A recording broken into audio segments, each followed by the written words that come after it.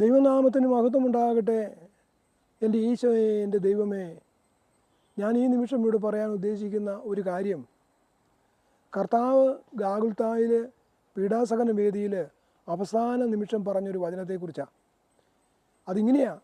ലൂക്ക 23:34 വചനം ഇങ്ങനെ പറയുന്നു: പിതാവേ, ഇവർ ചെയ്യുന്നത് എന്തുവാണെന്ന് ഇവർ അറിയുന്നില്ല, ഇവരോട് ക്ഷമിക്കണമേ എന്ന്. ഈശോയുടെ പീഡാസഹനം ആരംഭിച്ച നിമിഷം മുതൽ, യൂദാസ് കടന്നു വന്ന് ഒറ്റിക്കൊടുത്ത നിമിഷം മുതൽ കർത്താവിന് ഒരു പ്രത്യേകമായൊരു അവബോധം കിട്ടി. എൻ്റെ സ്വരവും എൻ്റെ പ്രവൃത്തിയൊന്നും പിതാവ് കാണുന്നില്ല, കേൾക്കുന്നില്ലേ എന്നൊരു അവബോധം, അല്ലെങ്കിൽ ഒരു ബോധ്യം പുത്രൻ്റെ മനസ്സിൽ കുടുങ്ങിയതുപോലെ എനിക്ക് തോന്നുകയാണ്. മറ്റൊന്നുമല്ല, എന്തുകൊണ്ട് നീ എന്നെ ഉപേക്ഷിച്ചു എന്ന് ഈശോ കുരിശിൽ കിടന്ന് ചോദിക്കുന്നുണ്ട്. എന്തുകൊണ്ട് പിതാവ് നീ എന്നെ ഉപേക്ഷിച്ചു? പിതാവ് ഒരിക്കലും പുത്രനെ ഉപേക്ഷിച്ചിട്ടില്ല. പിതാവ് പുത്രനെ പരിപൂർണമായിട്ട് കാണുന്നുണ്ട്. പക്ഷെ പുത്രൻ നോക്കിയിട്ട് പിതാവിനെ കാണാനും കേൾക്കാനും പറ്റാത്ത അവസ്ഥയിലായി പോയതുപോലെ തോന്നിക്കുകയാണ്. അതുകൊണ്ടല്ലേ കർത്താവ് അങ്ങനെ എന്തുകൊണ്ട് നീ എന്നെ ഉപേക്ഷിച്ചു എന്ന് ചോദിച്ചത്? പുത്രനെ ഒരിക്കലും പിതാവ് ഉപേക്ഷിച്ചിട്ടില്ല. വീണ്ടും ആവർത്തിച്ച് പറയുക.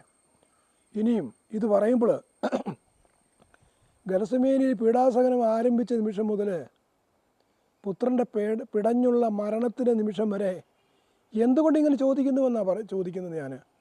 എന്തുകൊണ്ട് പിതാവെ എന്തുകൊണ്ട് ഉപേക്ഷിച്ചു എന്ന് ചോദിച്ചു. അത് ഒരു കാര്യം വ്യക്തമായിട്ട് ലോകത്തെ വെളിപ്പെടുത്തുവാൻ വേണ്ടിക്കൊണ്ടാണ്. മനുഷ്യൻ എന്തുമാത്രം പുത്രന് കുരിശിൽ കിടന്നുകൊണ്ട് പീഡ സഹിച്ചത് എന്തുമാത്രമാണെന്നൊരു മനുഷ്യനെ കൊണ്ട് ചമ്മട്ടിയും മുൾമുടിയും കുരിശും പീഡാസഹനവും മുഴുവൻ എല്ലാം പീഡകളുടെ കഠോരതയിൽ ഇതിനപ്പുറത്ത് മറ്റൊരു മനുഷ്യജീവിക്ക് കിട്ടാൻ പറ്റത്തില്ലാത്ത രീതിയിൽ പീഡ സഹിച്ചു കർത്താവ്. ആ പീഡ മുഴുവൻ സഹിച്ചപ്പോൾ എല്ലാം ഏതാണ്ട് തനിക്ക് പുത്രന് മനസ്സിലായി, എൻ്റെ അവസാന നിമിഷം ഇത് അടുത്തിരിക്കുന്നു, അന്ത്യനിമിഷം അടുത്തു കഴിഞ്ഞിരിക്കുന്നു. കാരണം അവസാനത്തുള്ള രക്തവും എന്ന് പറഞ്ഞതുപോലെ ശരീരത്തിൽ നിന്ന് പുറപ്പെട്ടുകൊണ്ടിരിക്കുകയാണ്, തീരാൻ പോവുകയാണ്. എന്നെ മരണസമയത്തോട് അടുത്തുവെന്ന് പുത്രന് മനസ്സിലായി. അതാ പുത്രൻ പറഞ്ഞ് എല്ലാം പൂർത്തിയായി എന്നൊക്കെ പറയുന്നുണ്ട്. ഇത് പറയുമ്പോൾ വ്യക്തമായ ഒരു ബോധ്യമുണ്ട്. പുത്രൻ്റെ പീഡാസഹനത്തിന് പിതാവ് കാത് കൊടുത്തില്ലേ എന്ന് മുമ്പ് ഞാൻ പറഞ്ഞു. അത് തന്നെ ആവർത്തിക്കുക. എന്തുകൊണ്ട് കാത് കൊടുത്തില്ല?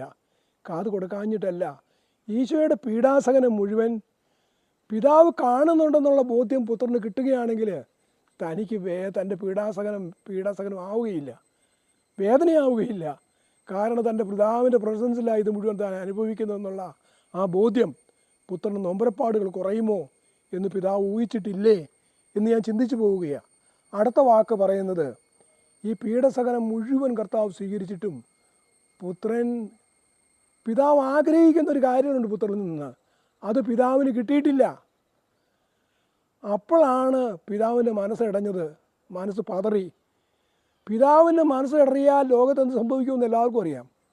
ലോകാവസാനം ഉണ്ടാവും. അപ്പോൾ അതാ വ്യക്തമായിട്ട് ഗാഗുൽത്ത കാണുകയാണ്. പാറകൾ പിളരുന്നു, സൂര്യൻ ഇരുണ്ടു പോകുന്നു, നക്ഷത്രങ്ങൾ പ്രകാശമില്ലാതെ ആവുന്ന അനുഭവം പോലെ. അതുപോലെ അതിഭയങ്കരമായ കൊടുങ്കാറ്റും ആരവും അസ്വസ്ഥതകളും എല്ലാം മരുന്ന് കണ്ടപ്പോൾ പുത്രന് മനസ്സിലായി, എൻ്റെ പിതാവ് എന്നെ കാണുന്നുണ്ടേ, അപ്പനെന്നെ കാണുന്നുണ്ട്. കാരണം പുത്രനെന്ന് പ്രതീക്ഷിക്കുന്നൊരു കാര്യമുണ്ടെന്ന് നടന്നിട്ടില്ലെന്ന് പുത്രന് ബോധ്യപ്പെട്ടു. കാണുന്നുണ്ടപ്പോൾ ആ പിതാവ് പുത്രന് മനസ്സിലായത്, പിതാവ് ആഗ്രഹിക്കുന്ന ആ വലിയ കാര്യം ഇവരോട് ക്ഷമിക്കണമെന്ന് പുത്രൻ പറയണം. ഈ നൊമ്പരങ്ങൾ മുഴുവൻ പിതാവിൻ്റെ കരങ്ങളിലേക്ക് പുത്രൻ കൊടുത്തുകൊണ്ട് പറഞ്ഞു, പിതാവ് ഇവർ ചെയ്യുന്നത് എന്തുവാണെന്ന് ഇവർ അറിയുന്നില്ല, ഇവരോട് ക്ഷമിക്കണമേ എന്ന്. ആ നിമിഷമുണ്ടായ സംഭവം കേൾക്കണോ? ഇതാ ജെറുസലേം ദേവാലയത്തിലെ തിരശ്ശീല നടുവെ രണ്ടായിട്ട് കീറി, രണ്ട് കാലഘട്ടത്തെ ഒതുക്കുക. BC and AD ഇതാ രംഗത്ത് വരുന്നു. ഇനിയും രണ്ടാമത്തത്, സൂര്യൻ പ്രകാശിച്ചു, കൊടുങ്കാറ്റ് അവിടെ നിന്നു, എല്ലാ ലോകത്തിൻ്റെ അസ്വസ്ഥതകളും ഭൂമി പിളരുന്ന അനുഭവവും തീരുന്ന രംഗങ്ങളും ശാന്തമായി. പുത്രൻ അപ്പോൾ പറഞ്ഞു, പിതാവേ ഇവർ ചെയ്യുന്നത് എന്തുവാണെന്ന് ഇവർ അറിയുന്നില്ല, ഇവരോട് ക്ഷമിക്കണമേ. ഈ നൊമ്പരങ്ങൾ മുഴുവൻ അപ്പൻ്റെ കയ്യിലോട്ട് കൊടുത്തിട്ട് പറഞ്ഞു, ഇവരോട് ക്ഷമിക്കണമേ എന്ന്. ആ നിമിഷം സർവ്വതും ക്ലീനായി. പുത്രനെ കൊണ്ട് പിതാവ് ആഗ്രഹിച്ചിരുന്ന കാര്യം ഇതാ പൂർത്തീകരിക്കുക. ലോകത്തിൽ അനേകരെ ലോകത്തിലേക്ക് അയച്ചു. പാപത്തിൻ്റെ പരിഹാരം ഉണ്ടാകുവാൻ വേണ്ടി, മനുഷ്യൻ്റെ പാപങ്ങൾ പരിഹരിക്കപ്പെടാൻ വേണ്ടി പല നേതൃത്വ നിരകളെയും മോശയെയും ഒത്തിരി പ്രവാചകന്മാരെ ലോകത്തിലേക്ക് അയച്ചു. അവരാരും നോക്കിയിട്ട് നടക്കാത്ത അവസാനം തൻ്റെ പുത്രനെ തന്നെ അയക്കുകയാണ്. പുത്രൻ വന്ന് പൂർത്തീകരിച്ചു കഴിഞ്ഞപ്പോൾ എല്ലാം ശാന്തമായി അടയ്ക്കപ്പെട്ടിരി കിടന്ന സ്വർഗത്തിൻ്റെ കവാടകൾ തുറന്ന് മനുഷ്യന് നിത്യതയിലേക്ക് കടക്കാനുള്ള വഴികൾ ഒരുക്കപ്പെട്ടു. അത് സാധിക്കണമെന്നുണ്ടെങ്കിലുണ്ടല്ലോ, പുത്രൻ ക്ഷമിച്ച് പ്രാർത്ഥിച്ചതുപോലെ ഞാനും നീയും നിൻ്റെ ജീവിതത്തിൽ അനുഭവിക്കുന്ന നൊമ്പരങ്ങളെ, ചില മനുഷ്യർ പറയുന്നൊരു അനുഭവമുണ്ട്, എന്തുമാത്രമായി ഞാനിങ്ങനെ അനുഭവിക്കുന്ന ദൈവമേ. പക്ഷേ ആ മനുഷ്യനൊരു കാര്യം ചെയ്യണം, തൻ്റെ നൊമ്പരപ്പാടുകൾ മുഴുവൻ കർത്താവിൻ്റെ കുരിശിനോട് ചേർത്ത് സമർപ്പിച്ച് ഇവരോട് ക്ഷമിക്കണമേ എന്ന് പുത്രൻ പറഞ്ഞതുപോലെ എൻ്റെ നൊമ്പരങ്ങളെ അതിൻ്റെ പൂർണ്ണതയിൽ സ്വീകരിച്ച് ഈശോയ്ക്ക് കൊടുത്ത് കർത്താവിൻ്റെ പീഡാസനങ്ങളോട് ചേർത്ത് പിതാവിൻ്റെ കൈകളിൽ പുത്രൻ അർപ്പിക്കുന്നത് പോലെ കൊടുത്തു കഴിയുമ്പോഴാണ് ഒരു അനുഭവം ഉണ്ടാകും. ഞാനും നീയും വിശുദ്ധരുടെ പദവിയിലേക്ക് ഉയർത്തപ്പെടുകയും അങ്ങനെ കർത്താവിൻ്റെ പീഡാസഹനത്തിലെ കൂട്ടുഭാഗഭാഗികളായി നമ്മൾ സ്വർഗത്തിൻ്റെ തിരുമുമ്പിൽ ഈശോയുടെ പ്രിയപ്പെട്ട ജുവൽസായി സ്വർഗത്തിൽ രൂപപ്പെടുന്ന നിമിഷമാകും. ഒറ്റ കാര്യം ചെയ്യുമ്പോൾ, ഇവരോട് ക്ഷമിക്കണമേ എന്ന് പുത്രൻ പറഞ്ഞതുപോലെ ഞാനും നീയും ക്ഷമിച്ച് പ്രാർത്ഥിച്ചു കഴിയുമ്പോൾ ഇത് നടക്കണം കേട്ടോ. ഈ പ്രപഞ്ചത്തിലൊരു കുഞ്ഞിനെ മാറ്റി നിർത്തിയിട്ട് എനിക്കും നിനക്കും സ്വർഗത്തിൽ കയറിപ്പോകുന്ന ആരും വിചാരിക്കണ്ട. നിൻ്റെ സഹോദരനായിരിക്കും, നിൻ്റെ ജീവിത പങ്കാളിയായിരിക്കും, നിൻ്റെ മക്കളായിരിക്കും, നിന്നെ വെറുത്തവരായിരിക്കും, നിന്നെ ഇല്ലാതാക്കിയവരായിരിക്കും, നിന്നെ ക്രൂശിക്കുന്നവരായിരിക്കും. ഇവനോട് ക്ഷമിക്കണമേ എന്ന് സ്തേഫാനോസ് പറഞ്ഞതുപോലെ, പിതാവേ, യേശുവേ, ഈ മക്കളോട് ക്ഷമിക്കണമേ എന്ന് ഇപ്പോൾ സ്തേഫാനോസ് വിളിച്ചു പറഞ്ഞ മരണനിമിഷം സ്വർഗം കണ്ടുകൊണ്ട് അന്ന് പറഞ്ഞതുപോലെ ക്ഷമിക്കുന്ന സ്നേഹത്തിൻ്റെ പൂർത്തീകരണം എന്നിലൂടെയും നിന്നിലൂടെയും വരുന്നില്ലെങ്കിൽ മനുഷ്യകുലത്തിൻ്റെ രക്ഷ പുത്രൻ തുറന്നിട്ട് സ്വർഗ കവാടങ്ങൾ തുറന്നിട്ടിരിക്കുന്നിടത്തേക്ക് മനുഷ്യനെ ഓരോരുത്തരെ കയറിപ്പോകണമെന്നും കയറ്റിവിടണമെങ്കിൽ ഞാനും നീയും പുത്രൻ്റെ കുരിശിനോട് ചേർത്ത് പറയണം, ഇവരോട് പൊറുക്കണമേ ഈശോയെ. നന്ദി ദൈവമേ, നന്ദി. സഹനങ്ങളെയും നൊമ്പരങ്ങളെയും കുറിച്ച് നന്ദി പറഞ്ഞുകൊണ്ട് ദൈവത്തെ സ്തുതിച്ച് ഇവരോട് പൊറുക്കണമേ എന്ന് പറഞ്ഞു വേണം ഞാനും നീയും, എൻ്റെയും നിൻ്റെയും, നമ്മൾ ഓരോരുത്തരുടെയും ഈ ലോകത്തിലെ അവസാന നിമിഷം, എൻ്റെ ജീവൻ പിരിയുന്ന നിമിഷത്തിലെ വാക്കുകൾ, എൻ്റെ ഈശോയെ എന്നൊരൊറ്റ വിളി. അതാ നല്ല കള്ളൻ വിളിച്ചത്. അവനെ ഞാൻ നേരത്തെ ഇത് പറഞ്ഞിട്ടുണ്ട് പല എപ്പിസോഡുകളിലും. എന്തോ പറഞ്ഞത്? നല്ല കള്ളനൊരു ഒറ്റ വാക്ക് പറഞ്ഞു, എടാ മോനെ, ഞാനും നീയും തെറ്റിന് ശിക്ഷയാണ് നമ്മൾ അനുഭവിക്കുന്നത്. ഈ നൊമ്പരം എനിക്കും നിനക്കും അർഹതപ്പെട്ടതാ. അവനതിനെ ആക്സെപ്റ്റ് ചെയ്ത് അതിൻ്റെ പൂർണ്ണതയിൽ സ്വീകരിച്ചു.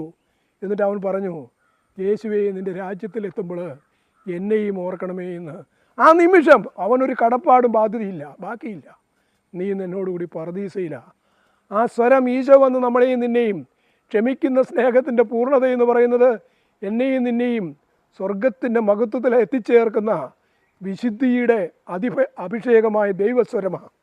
ആ സ്വരം എൻ്റെയും നിൻ്റെയും മതങ്ങളിലുണ്ടാകണം. ഇവരോട് ക്ഷമിച്ച് ഇവളെ അനുഗ്രഹിക്കണേ എന്ന് പ്രാർത്ഥിക്കുന്നില്ലെങ്കിൽ നിൻ്റെ ജീവിതം ഒരനുഭവം ഇല്ലാണ്ടായി പോകും.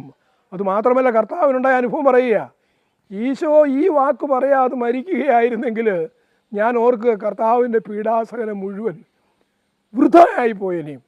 അതുകൊണ്ട് അത് വിലപ്പെട്ട് വന്നത് ഈ ഒറ്റ വാക്കേല, ഈ വചനത്തേല. പിതാവിന് സ്വീകാര്യമായ വചനം. പിതാവ് പറുദീസയിൽ വെച്ച് പറുദീസ ആദ്യ മാതാപിതാക്കളോട് ക്ഷമിച്ച ആ സ്നേഹത്തിൻ്റെ പൂർത്തീകരണം ഗാഗുൽത്തായി തൻ്റെ നൊമ്പരങ്ങളെ കൊടുത്തുകൊണ്ട് ഈശോ പൂർത്തീകരിച്ചുവെങ്കിൽ ആ പൂർത്തീകരണം പിതാവും പുത്രനും നമ്മൾ പൂർത്തീകരണമല്ല, എൻ്റെയും നിൻ്റെയും പൂർത്തീകരണമാണ്. ഞാനും നീയും ക്ഷമിച്ച് ഇവരെ അനുഗ്രഹിക്കണമേ എന്ന് പ്രാർത്ഥിച്ച് തമ്പുരാൻ്റെ കരങ്ങളിൽ കൊടുത്തു കഴിയുമ്പോഴാണ് പുത്രൻ്റെ പീഡാസഹനം പൂർത്തീകരിക്കപ്പെടുക. മനുഷ്യൻ്റെ അവസാനത്തെ കുഞ്ഞും രക്ഷയുടെ അനുഭവം പുൽകണമെന്ന് ഈശോ ആഗ്രഹിക്കുന്നല്ല, പിതാവ് ആഗ്രഹിക്കുന്നു. അത് പുത്രനിലൂടെ പൂർത്തീകരിക്കപ്പെടേണ്ടത് എന്നിലൂടെയും നിന്നിലൂടെയുമാണ്.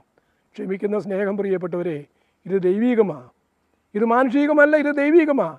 എന്നെയും നിന്നെയും നല്ല കള്ളനെ പോലെ ദൈവസമനാക്കി മാറ്റുന്ന കൃപയുടെ നീർച്ചാലുകൾ. അതാണ് കർത്താവ് പറഞ്ഞത്, എന്നിൽ നിന്നും വിശ്വസിക്കുന്നതിന് ഹൃദയത്തിൽ നിന്നും വിശുദ്ധീകരിക്കുന്നതും പ്രസ്താവിക്കുന്നത് പോലെ ജീവജലത്തിൻ്റെ അരുവികൾ ഒഴുകുമെന്ന് പറഞ്ഞത്. ആ ജീവജലത്തിൻ്റെ അരുവി ഒഴുകിയതാണ് ഈശോയിലൂടെ നമ്മൾ കണ്ടതെങ്കിൽ, ക്ഷമിക്കുന്ന സ്നേഹമെങ്കിൽ എന്നിലും നിന്നിലൂടെയും ഈ വചനം പൂർത്തീകരിക്കുമ്പോൾ പരിശുദ്ധാത്മാവിൻ്റെ നിറവിൽ അത് പറയാൻ സാധിച്ചുവെങ്കിൽ എൻ്റെയും നിൻ്റെയും ജീവിതം സാക്ഷാത്കരിക്കപ്പെട്ടു. കൃപയിലാക്കപ്പെട്ടു. നിരുപാധികം ക്ഷമിക്കുന്ന സ്നേഹത്തിൻ്റെ നിറവ് എനിക്കും നിനക്കും ഉണ്ടാകാൻ സർവശക്തനായ ദൈവം നമ്മളെല്ലാവരെയും സമൃദ്ധമായി അനുഗ്രഹിക്കട്ടെ. മാതാവേ, അമ്മേ, ഈ കൃപ ലഭിക്കുന്നതിനായി കുരിശിന് ചുവട്ടിൽ നീയും ക്ഷമിച്ച് പ്രാർത്ഥിക്കുകയായിരുന്നു. പുത്രനോട് ചേർന്ന് ലോകത്തിന് വേണ്ടി തൻ്റെ പുത്രനെ ഇതുപോലെ പീഡിപ്പിക്കുന്നവർക്ക് വേണ്ടി അവൾ ക്ഷമിച്ച് പ്രാർത്ഥിച്ച അമ്മേ, മക്കളായ ഞങ്ങൾക്കും ഇതുപോലെ ക്ഷമിക്കാനുള്ള കൃപ ലഭിക്കുന്നതിനായി നീ പ്രാർത്ഥിച്ചുകൊണ്ടിരിക്കണമേ. ഒരു വാക്കൂട് പറയുക, അമ്മേ, എപ്പോഴും എൻ്റെ മരണസമയത്തും പ്രാർത്ഥിക്കണമേ എന്ന് പ്രാർത്ഥിക്കുന്നവരാണ് ഞങ്ങൾ ഓരോരുത്തരും.